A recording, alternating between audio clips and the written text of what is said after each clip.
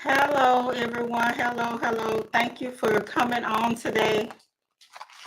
My name is Keisha Ezel. I am the financial lady. I wanted to, I just wanted to come on, and I usually do one of these like once a year. I think I did one last year, maybe like March or something like that, just to kind of help businesses to know where they are starting from this year. So, I want to tell you a little bit about me. I'll go to the next slide before I start my slides. My name is Keisha Ezel. I am the financial lady. I own KG Tax and Accounting, which means Kingdom Grace Tax and Accounting Solutions. I'm located in Chesterfield, Virginia. I have worked in the accounting sector in the field like 25 years. I actually started my business out of a heart for small businesses because I started to see that they didn't know how to read financial reports, and it was just a couple of things that was going on with small businesses that it just kind of tugged at my heart. So it made me want to try to teach them how to, just know what's going on in their business. So when I started out with doing this doing this live and this webinar, it was actually really for businesses. But my husband told me to add some personal individual taxes into it. So that's how we're going to start off today. So I'm going to do 3 days. Okay. So over the next 3 days, we will be talking about today. We'll talk about personal taxes and the tips that you can have for your personal taxes. And then I will get into business tax savings, but I'm going to specify with entity types, because there are certain things that you do, and certain things that happen when you have different entity types, like a sole proprietorship with LLC, partnership, uh, an S corp, which is just a status, and a C corp corporation. So I'm going to kind of hit those with the tax savings and the different things that happen in those business types, just to kind of help us along. And today we'll kind of talk about that, and then I'll kind of take questions at the end, and I'll answer, any questions that you may have. Tomorrow we'll kind of get into like business accounting for your business, just kind of keeping things in mind, just cash and accrual accounting. A lot of people didn't really know too much about that, so I really want to kind of explain it just a little bit, because most small businesses, when they start out, no one really starts out even thinking about cash or accrual accounting, because they usually kind of go with different kind of businesses. So therefore, I just want to kind of, if you're thinking about going into this direction, into a direction of a corporation, or I think of accrual accounting basically when I think of 501c3s, or different things like that. That's when I think about the accrual accounting. Most small businesses, the IRS know you will be a cash accounting, but you can change that if you like. And that, so it's an option for you depending on how you want to account for your money. I want to go over reading financial reports. So what I will do is kind of take a couple of financial reports, maybe a balance sheet. Most people know a profit and loss. We'll kind of go over that, and a little on cash flow statement, so that we can kind of go over that, so you can know at least what you're looking at when people give it to you. Then I want to go over a little bit with account and bank reconciliation. I look at that as the accounts that you have in your business plus your bank reconciliation. So we'll talk about all of those tomorrow and discuss it. Then on the last day, we'll kind of talk about accounting systems. Some people will use systems. Some people will have Excel spreadsheets. It just depends on where you are in the business. So sometimes we need to know when we need to change and shift into a full accounting system versus an Excel spreadsheet. We'll talk about the separation of personal expenses and business expenses. Though that is one of my pet peeves. So therefore we'll kind of discuss that, and then a documentation system that we need to put in place for our financial health, just in case somebody comes back and asks, where this is or where this is. We need to have a filing system in place in order to get to things quickly, to know where things are, and just our overall health of our company. So what I'm going to start with now is I'm going to start on personal taxes, personal individual taxes.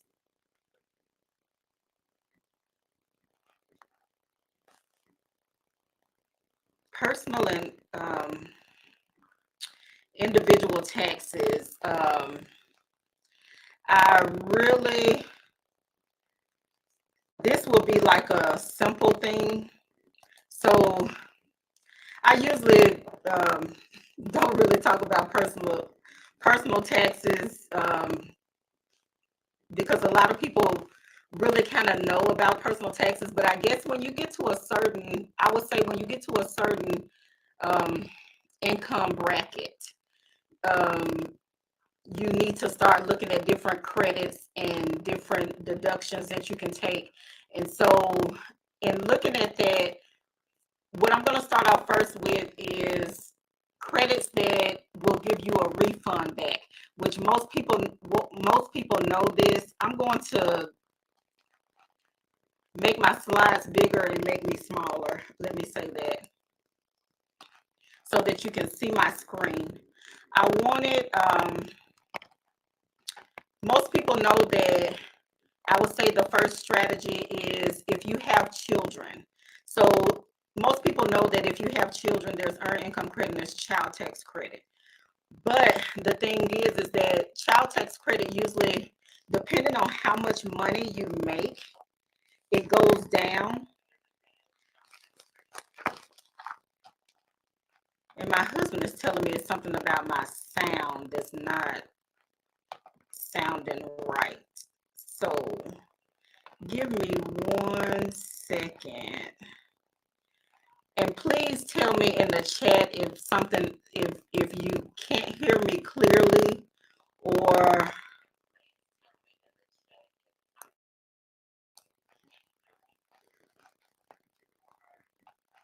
I might need to change my mic.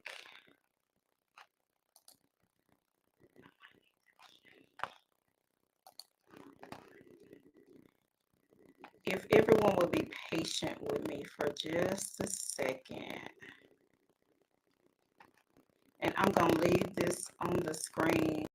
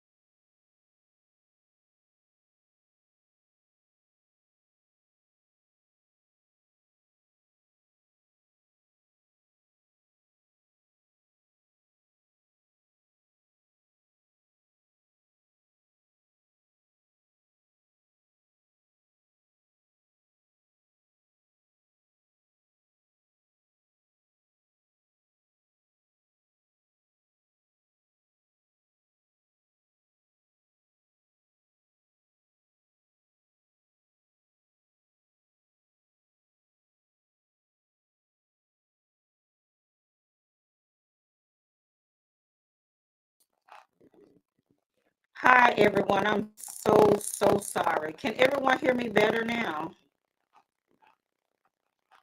Hi, everyone. I'm so sorry.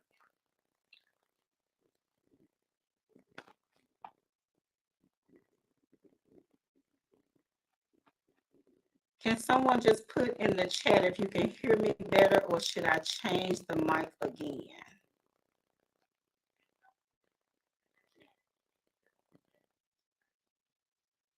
Okay, thank you, Miss Sydney.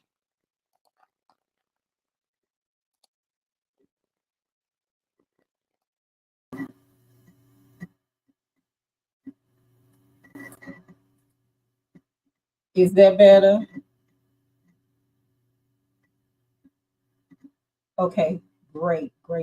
Wow. Okay, y'all, forgive me for that snafu. Okay, we're gonna go. Thank you guys for your patience. I so appreciate it. So appreciate it. Okay, so back to individual. Let's not take too long on this. I just want to kind of go over the different things that we have. Okay, so the first one that we have is the child tax credit. The child tax credit, we know that they will give you a credit up to $2,000 per child, but you could also see $1,600 as far as a refundable credit, depending on where your income stands. Believe me, with this one, what they will do is that they will try to get your tax down before they start giving you money. Okay, so don't just think that they're just going to give you the 1,600 per child, because what they're going to try to do is giving you start bringing your tax down so your tax can go close to zero. So basically, usually when your tax go down to zero, they'll give you the 1,600, depending on where your money is. Okay. So the next one is earned income credit, which we know if you have children, praise God, okay, because they give the biggest impact on taxes for people that work a W-2 job, and also, if you have a business too, and you file your children on your taxes. So this year they were giving a the highest credit that you could get back, the highest refund you could get back was 7430, which you would have to have like three children. And believe it or not, you probably was only making like 19 or $20,000 a year. The thing about the IRS, it seems like they are trying to give good things out. But the thing is that if you make a lot of money, most of this stuff probably will not even affect you, or you may not even see it on your taxes. Okay. So it seems like they give more money to people that don't make that much money. But I guess they call it as helping. Okay. So the third thing that you can see back on your return is the American Opportunity Credit that they have for people that have went to school throughout the year. If you have children that went to school, you could see, okay, up to maybe like I I think this year it kind of went up. I think it was $1,000. I think you could see $1,000 back on your taxes with this one, but they do. You have to have so much of that credit in order for you to even see this money to again. Uh, I, I I won't say that I love the IRS, but I I think the thing that they try to do is give more to people that don't have than people that do. So when it comes to people that make a certain amount of money, let's say if you make, I always kind of tell people if you make like 50,000 or more, that's when you need to start being intentional about what you're doing with your money, because you will pay more in taxes, but you will have to look at more credits that you can take on your taxes. Okay. So when we talk about credits, we're talking about credits that will bring your tax down, and even the deductions that you take. Okay, so this year they kind of bought in the clean vehicle tax credit, which can give you a credit for up to $7,500. That's if you have a clean vehicle, an electric vehicle, or something of that fact. They said that, okay, when you go to the seller to purchase your vehicle, the the seller has to give you information about your vehicle's qualifications. Plus, the seller has to register online and do the same and give the same information to the IRS. If they do not, you cannot take this credit and they won't allow you to be eligible for it.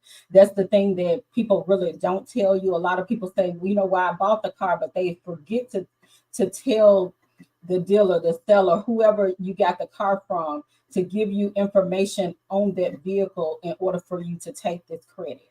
Okay. So these credits go into people that kind of make a little money. So therefore, people that don't people that make like 50,000 or less, they can kind of get away with a little bit. But these credits right here are for those that make money that they need some real write-offs. Okay.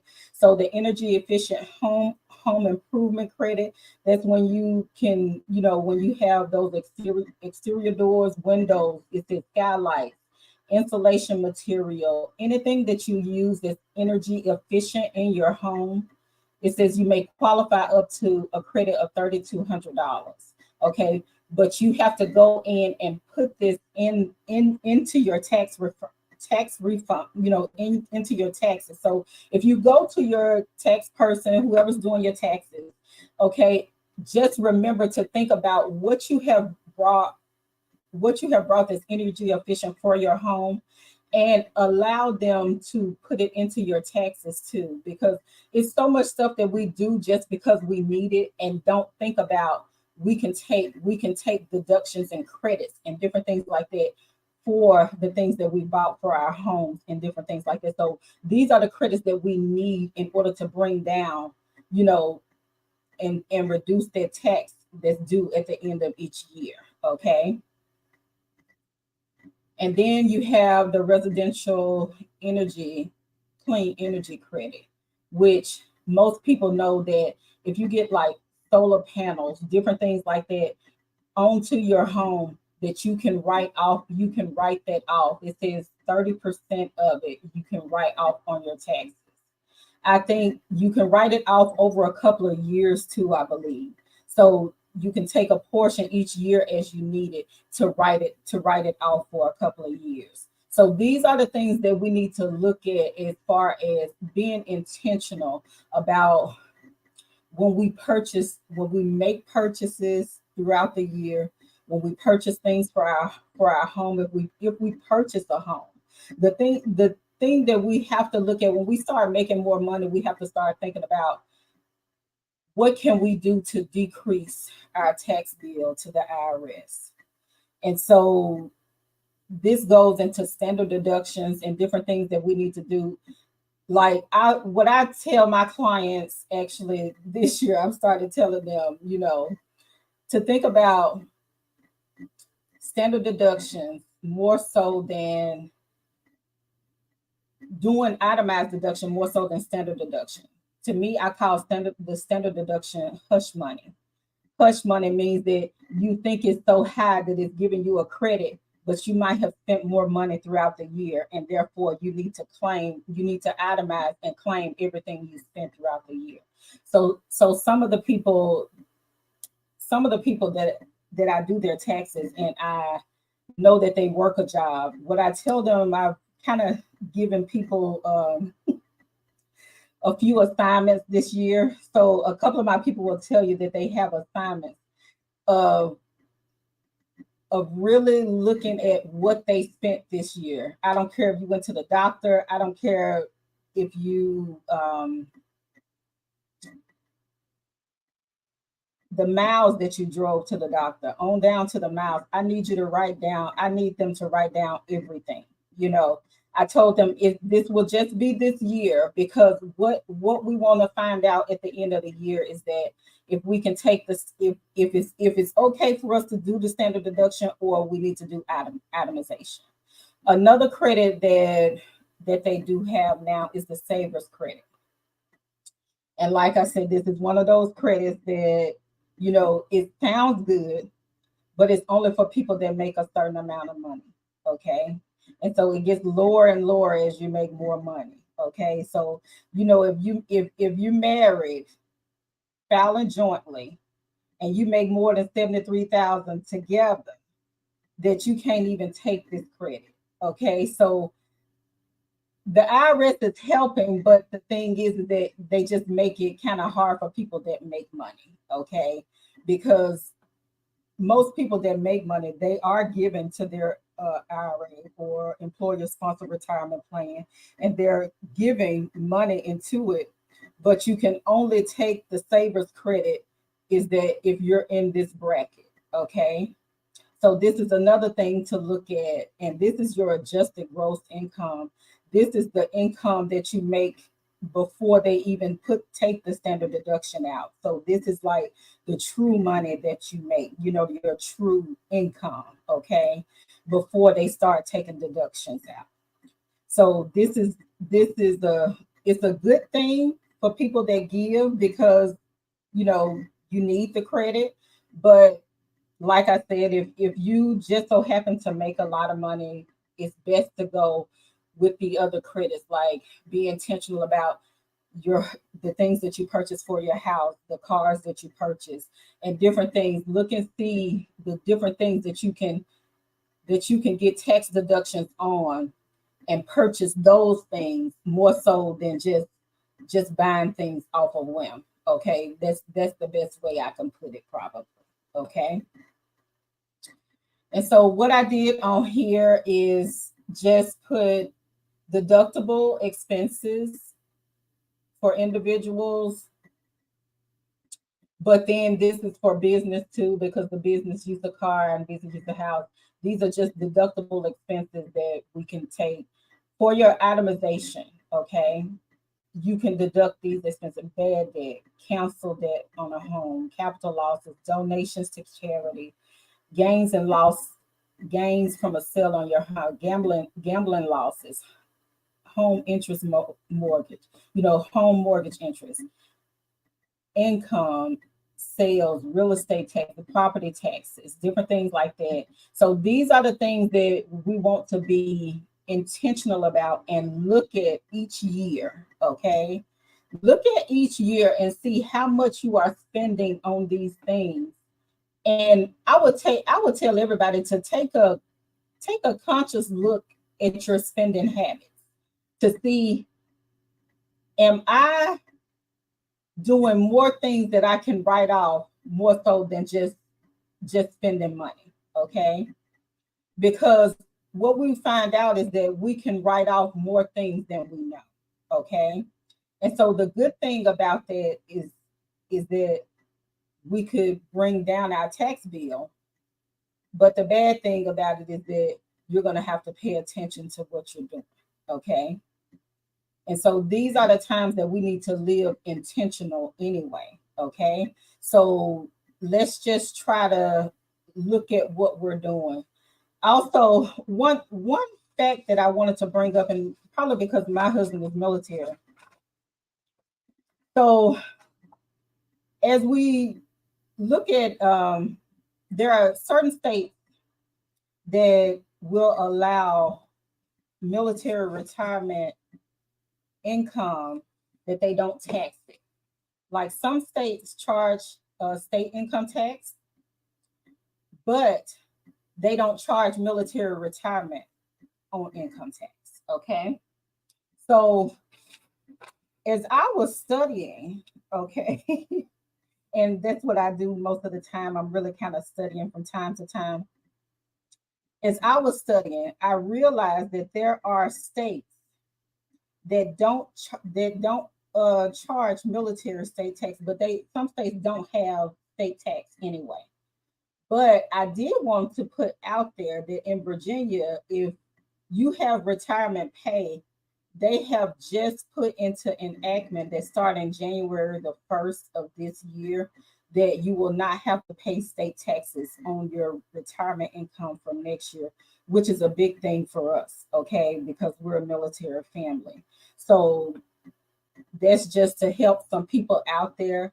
And before I go any further, do anybody have any questions about individual before I go into business? I know a lot of people are in here for businesses, but just in case anybody wants to know anything on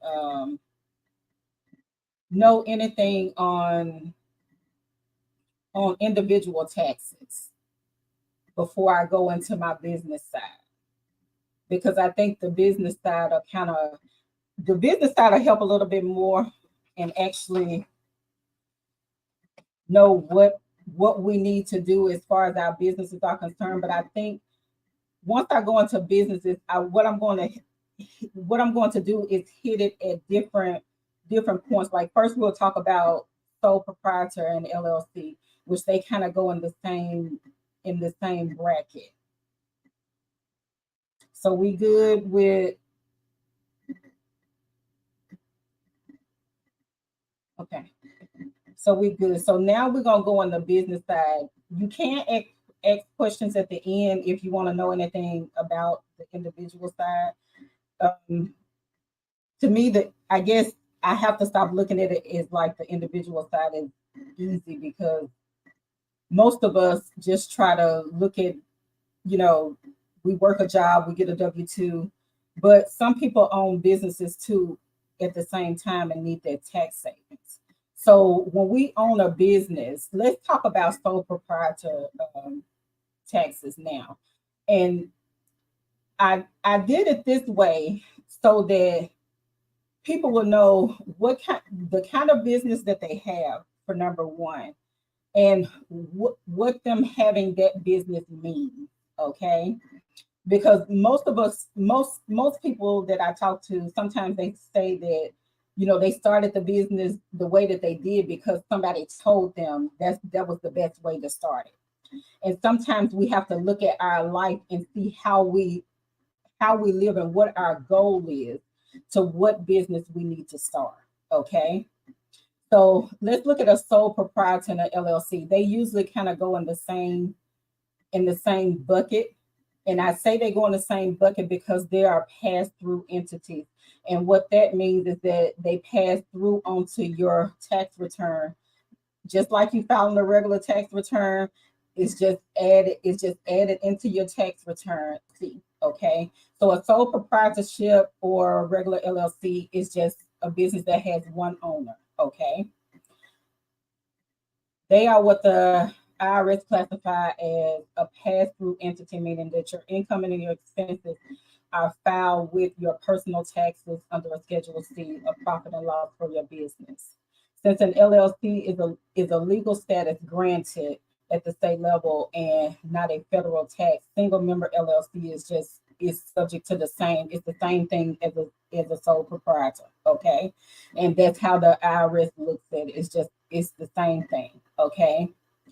One thing I need people to know, that do not pay yourself under these entities, or you will be double taxing yourself.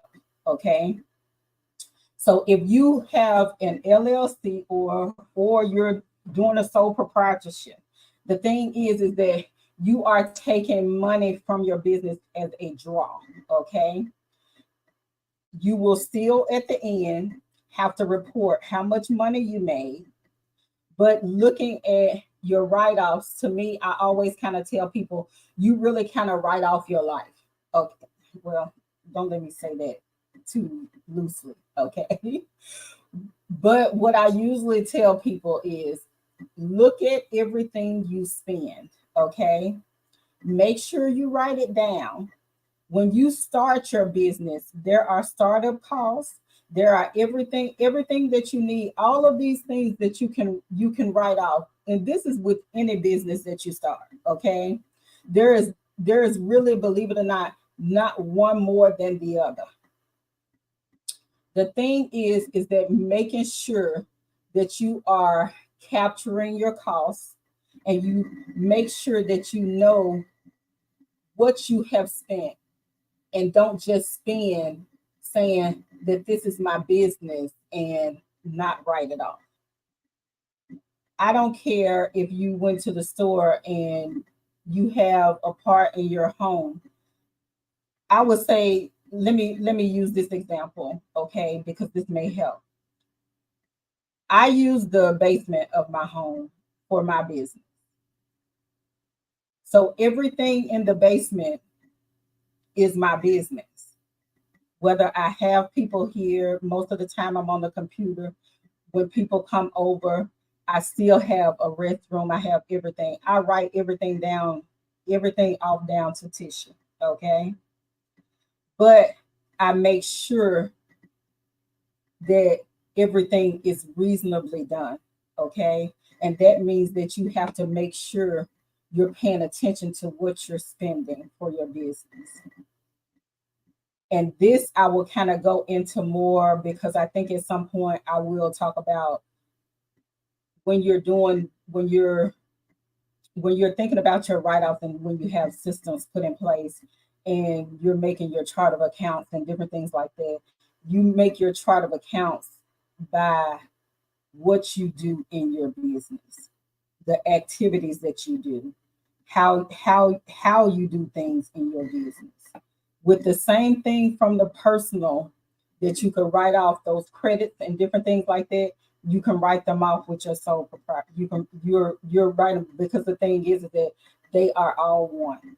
Whether you do the clean vehicle credit through your business or through your personal, you're still going to get that credit on it. Okay, so don't think that it's anything different than you filing your regular taxes. The only thing is that you get more.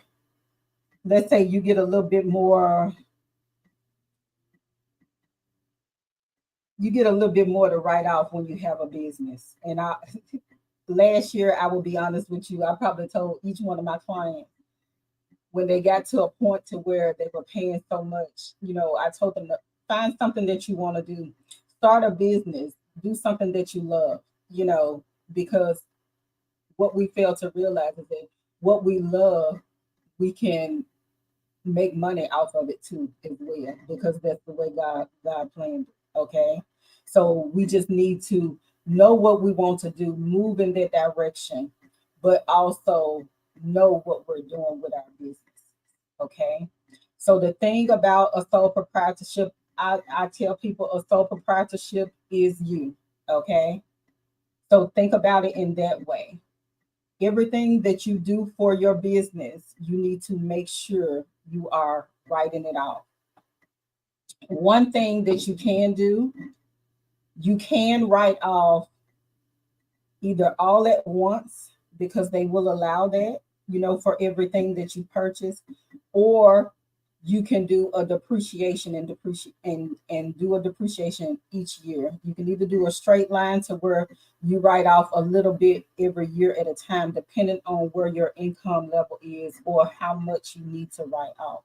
This is something that you probably need to talk to somebody about, and they can kind of inform you on, do you need to write off everything that you have at the time? Because some things that you purchase, like computers and big things that you need that you can depreciate, you can write off a little bit at a time each year. So therefore, you can always have that write off, just depending on how you want to run the business. A partnership. Okay, so let's talk about partnership. I say the best thing about partnership is you splitting it with somebody. Okay, is there a limit to writing things off a certain dollar amount? No, it's not. I think the IRS put it at a limit of $1 million. Okay, as far as depending on your business per se, depending on what your business is doing. If you're writing off, if you're not depreciating and you're writing off the whole amount of things, I think they put it at $1 million. I think I do have that information, but I'm gonna get back to that. Let me keep going, and I'll get back to that toward the end. Okay. So, in a general partnerships there are two type of partnerships: a general partnership and a limited partnership. A general partnership are in line with the sole proprietorship. Now, instead of one person, it's two people. Okay. The good thing about that is that you're sharing costs, you're sharing everything. Okay. A limited partnership means one person is the general owner who runs the business and is liable for the business, and the partner is limited, which in some cases they're an investor and they just have limited liability because they just invested in the company. Okay. So depending on how you write your partnerships up, I always say go into business with somebody that you like, somebody that you trust, somebody that you really know that y'all can get along and you have the same vision for the business. Don't get into partnership with anybody just because it sounds good. Get into partnerships with people that you know that y'all visions are going to align, okay? Because a partnership, believe it or not, when you try to dissolve it, it gets messy, okay? But a partnership does not pay income tax, okay? What it does is it passes through to the shareholders, okay? So what you will file is a form is a 1065. So it's almost like you filing two taxes. You'll file one for the business for the partnership, and one at the end, whether you have a profit or a loss, you will get a schedule. Each owner will get a Schedule K to file with their own taxes. Okay. The thing with this is that you can't put that on like it's almost it's well let's say it's like a pass through as well. Okay. So let's put that one right there because once I get to an S corp, things kind of turn around and go different. Okay. So the thing with a partnership, a sole proprietorship, and an LLC, it's good that you have a business. It's good that you can write some things off. The best thing that I can say, because the IRS know that most businesses within the first, I think they said they allow 3 years out of 5 years that they will allow your business to take a loss before they turn your business into a hobby. So you can only take a loss for so long before the IRS turn around and say that this is actually not a business, this is a hobby. So unless you're getting into business, we can't just get into business to write off. We get into businesses to make money, okay? So the process of making money, although some people still work a job, the process is trying to come off, making enough money to come off your job.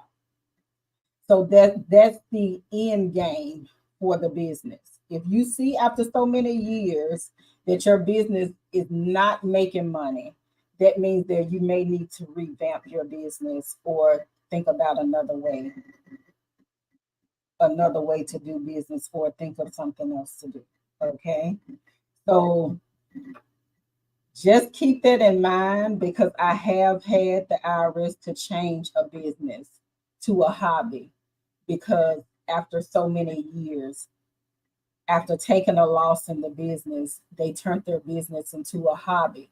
But the thing is that they wanted to see the money that they were making for the hobby, and they wanted them to file that money on their taxes, but they would not allow them to take any expenses. They wouldn't allow them to write off their expenses on their business. They only wanted to see the money. So that's another thing to think about. Now, my favorite business that I'm really, really getting into is an S corp. Okay, S corp help when you transition your business to an S corp. Um, it helps. It helps when you have employees, when you're employing people, and it helps with your personal tax bill too as well. Okay, so let's kind of look at S corp. Okay, so an S corp is a tax status. Okay, that you can elect for your company for tax savings. Also, with this status, you will file a separate return. Your company will file a return. It's an 1120S, which is a U.S. income tax return for S corporation.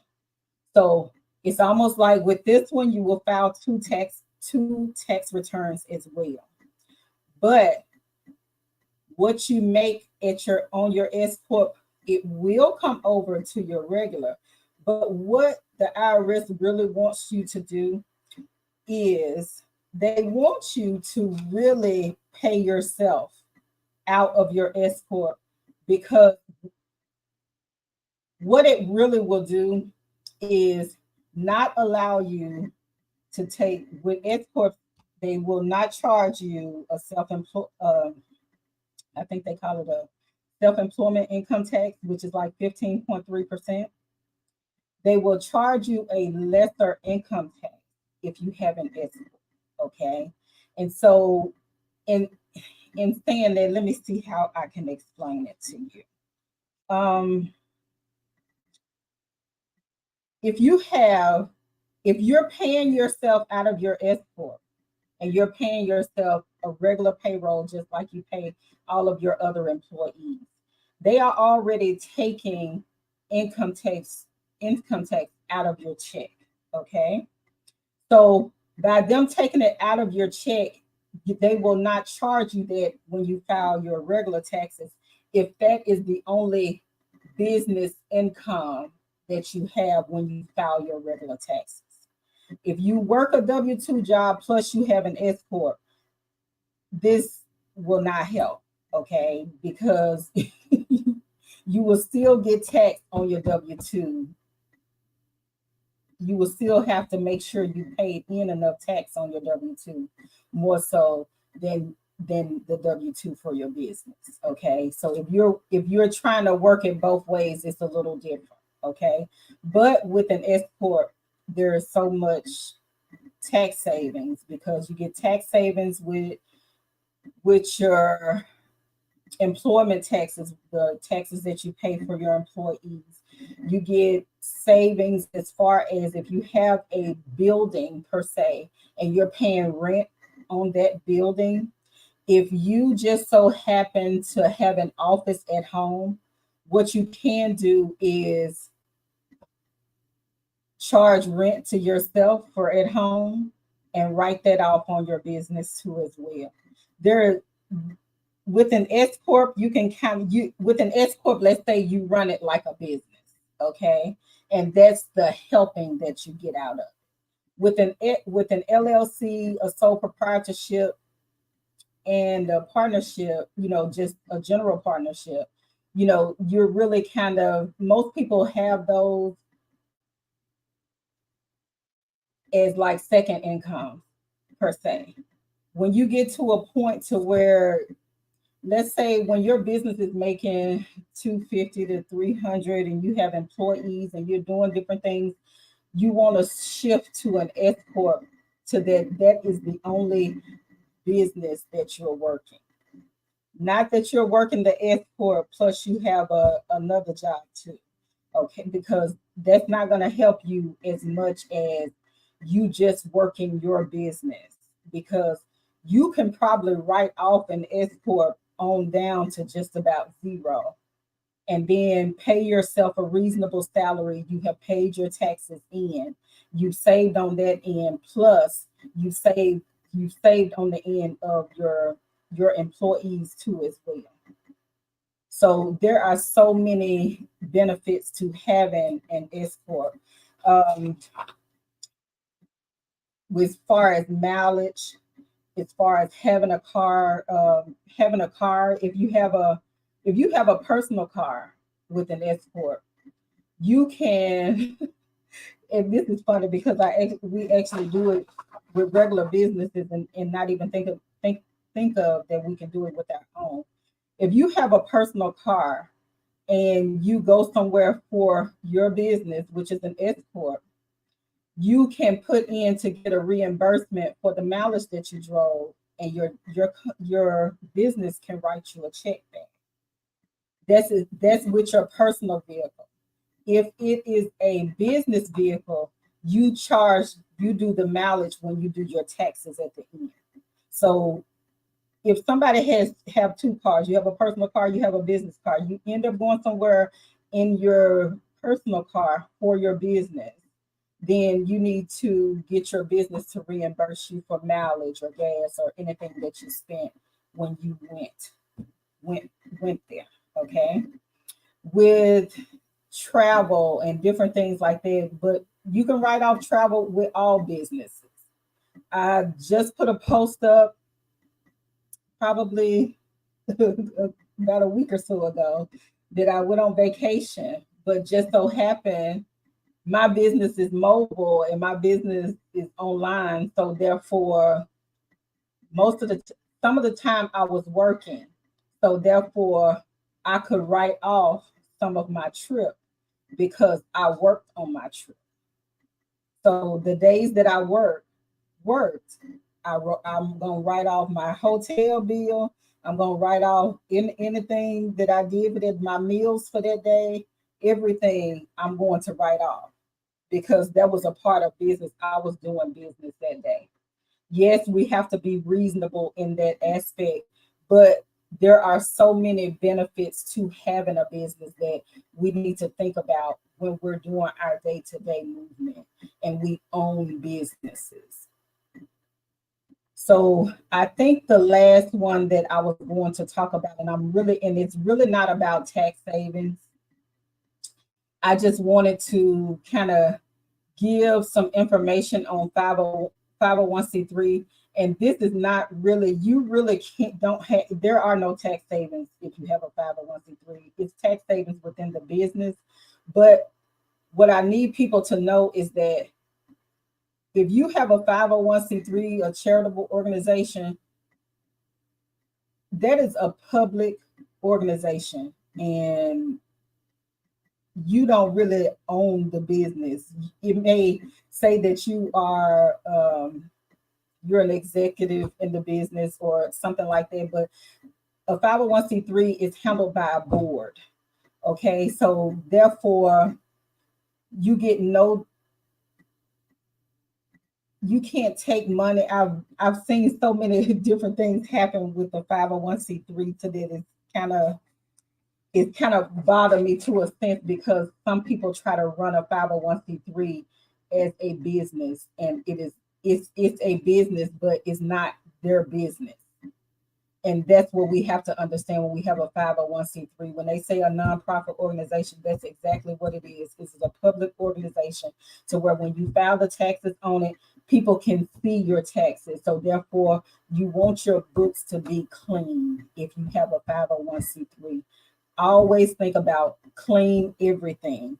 Yes, they say that you can pay yourself a reasonable salary in your 501c3, but know that you are filing it as a W-2 employee. You are not filing it as a business under you. Okay. That was just one thing that I wanted to put out there because some people that I have noticed have been thinking that you can run a 501c3 like it's a business, like you're gonna get some savings on it.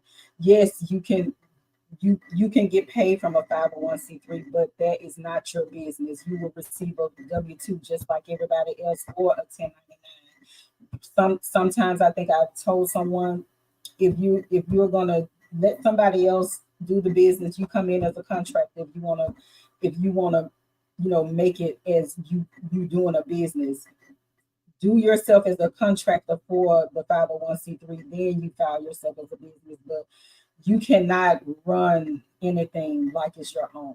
That is a public entity. Okay. So that's all I'm going to hit on today. So now we can ask questions about anything that you may have. If I've said something and we want to go back to look at something that I've said, or if you have any questions on anything that I didn't say, we can discuss it now. Because tomorrow, what we're going to do is we're going to talk about just accounting steps that you can take in your business that will help you along the way. And then I think one of the things that I really look at is, like reading financial reports, knowing what's on your balance sheet, knowing what your profit and loss. Although these reports are different, the end game is the same. They will end with the same amount of money, but it's just different things in different places. Okay.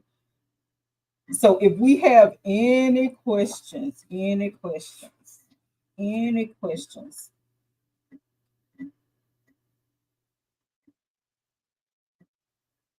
the question is for the 501c3, do you always have to file taxes or only if you pay employees? For a 501c3, you always want to file taxes, regardless if it makes money or not.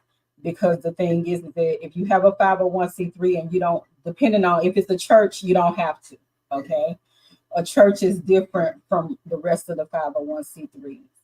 A church, you don't ever have to file unless you really want to. But I always tell churches to file because at some point they may want to get grants and different things like that. And sometimes the grants ask for, your filings or something like that. But you should always file your 501c3 because at some point, after 3 years, they may take away your election for a 501c3 if you don't file within 3 years. Okay. It says, I have a question regarding owning an Airbnb. If you own a primary residence and use it as an Airbnb, how can you write it off as a business expense within the LLC? If you use your home, but if you have it as a business, you should be able to, if you have it as a business, you should be able to write off the expenses, okay? And what you're doing is you're filing it as a business, not as your primary residence, because even under an LLC, you can still get tax credits for that. So just make sure you put your expenses under your under your LLC, because that is a part of the Airbnb, not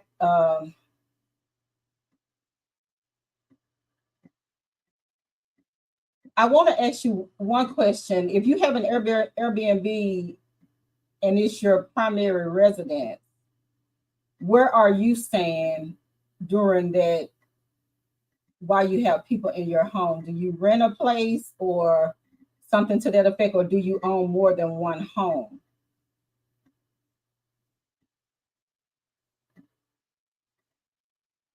Are grants taxable income? No, grants shouldn't be taxable income, depending on what kind of business that you have.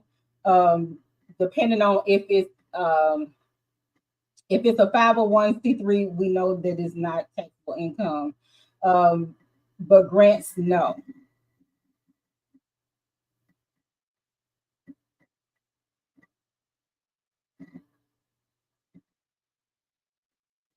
For the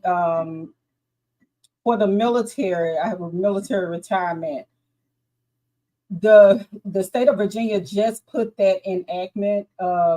It actually just passed September 2023. That going forward, that military income will not be taxed in Virginia for state taxes, not federal. It will be taxed for federal, but not state. Okay. So let me make that clear. I think other states that don't tax is North Carolina. I think South Carolina is getting to that point too. And, the states that don't have state taxes, they don't, you don't have to worry about that either.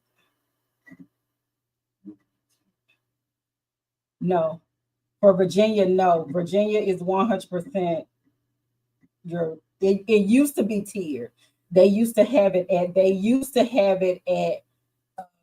age of 55 that it tiered down, but not anymore. He just enacted that it's just 100% non-taxable for the state of Virginia.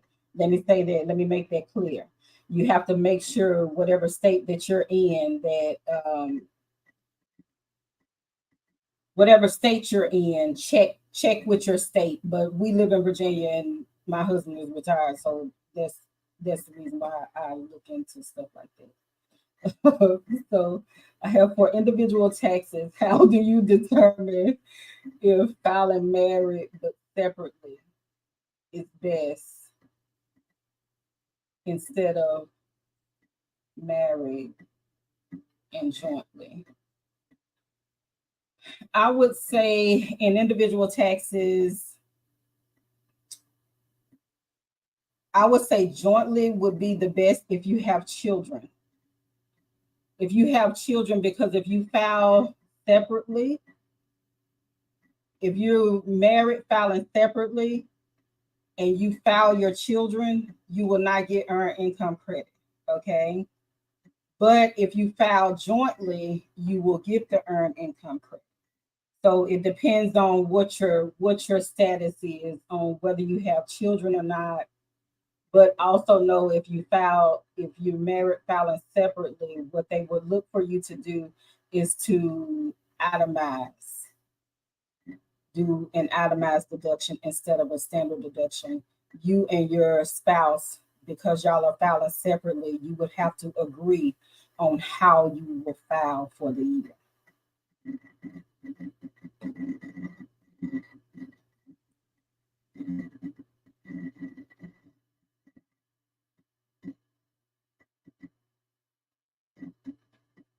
I think I almost hit all the questions.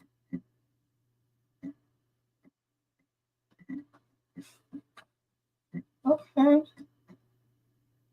Awesome, awesome, awesome. I want to thank everyone that stuck in there with me for number one, especially with the sound and everything. Hopefully, tomorrow, when we go into business accounting, for all my business owners, so welcome, so welcome. For all my business owners, or if you're even thinking about starting a business, I think it's good to know what you're going to get into, because sometimes we don't think about the activity. We're good about our passions, but we're not good about business of business sometimes. But sometimes we need to know what our accounting is and how it works and what we need to do. So I hope everybody comes back tomorrow, and I hope you have a blessed evening. And thank you, thank you, thank you, thank you, thank you for coming on the live today. And I really, really appreciate it. I'll see you guys tomorrow. Thank you.